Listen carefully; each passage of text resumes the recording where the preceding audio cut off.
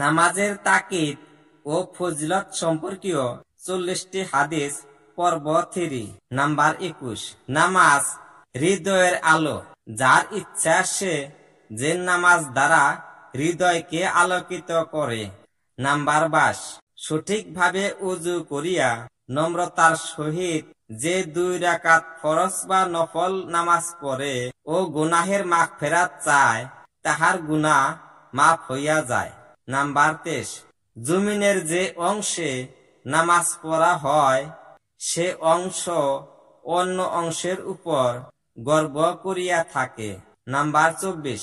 2 রাকাত নামাজ পড়িয়া দোয়া করিলে উহা নিশ্চয় কবুল হয়, তবে সঙ্গে সঙ্গে কবুল হইতে পারে বা নামাজীর মঙ্গলের জন্য কিছু বিলম্ব হইতে পারে। নাম্বার 25।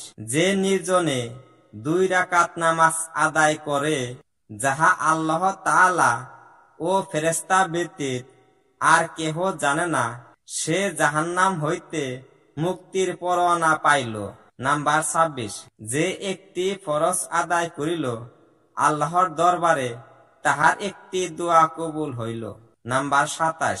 যে 5 ওয়াক্ত নামাজ গুরুত্ব সহকারে রুকু, সেজদা, উযু ইত্যাদি সঠিকভাবে আদায় করে, তাহার জন্য জান্নাত ওয়াজিব ও দোজখ হারাম। নাম্বার 28।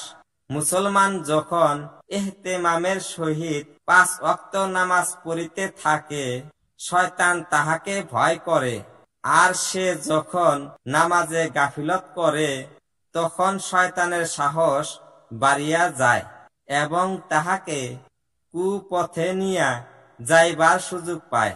নাম্বার 29। ওয়াক্ত মতো নামাজ পড়া সর্বশ্রেষ্ঠ আমল। নাম্বার 30।